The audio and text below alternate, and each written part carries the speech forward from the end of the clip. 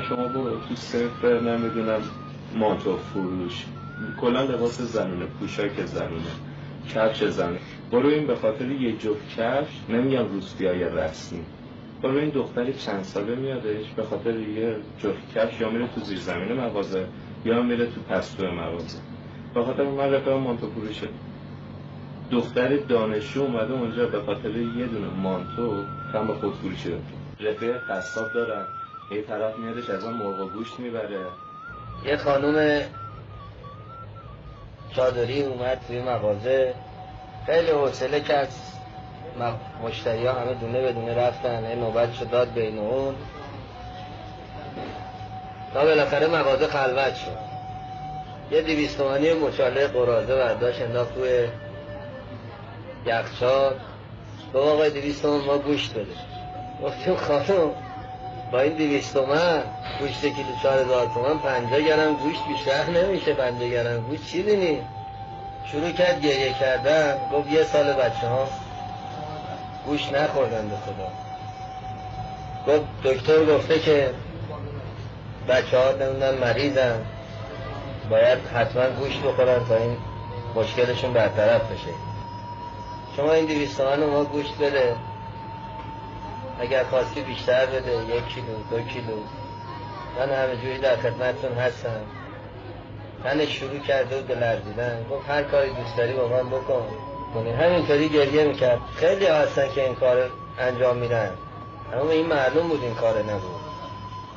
خیلی بدجور گریه میکرد. مشخص بود که آدم سالمی و از روی احتیاج داره این کار میکنه. خلاصه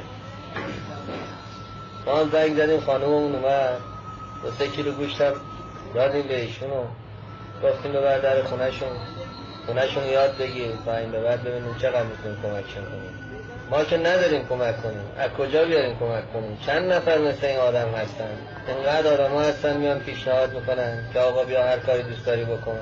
میشه آدرس این خانم رو بدید ما بتونیم بریم باش صحبت کنیم؟ نه بابا این خانم خیلی آبروداره. حالا 2-3 روز دیگه احتمالا خودش میاد اینجا که گوشت ببره.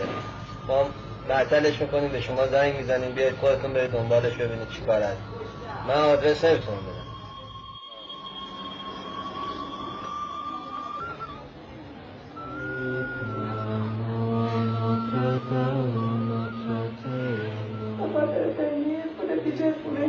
یکی از کلیه همون فروختن. دیگه چیزی ندارم که بره به خاطر بچه ها بگذارم. کلیه همون فروختم تا تونستم خود پیزه این خونه رو تعیین کنم.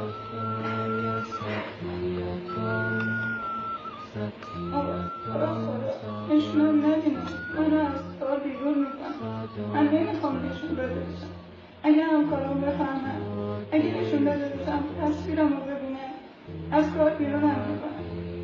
3 تا بچه دارم، بچه هم مریضه، 95 تومن از حقوقم داره میده.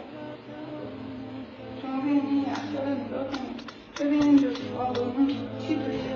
میشه با این وضعیت بچه ها رو بزرگ کرد، بچه ها رو سالم بزرگ کرد. بچه هم مریض شده، مادرم دیگه. شما میدونید نداری یعنی چی؟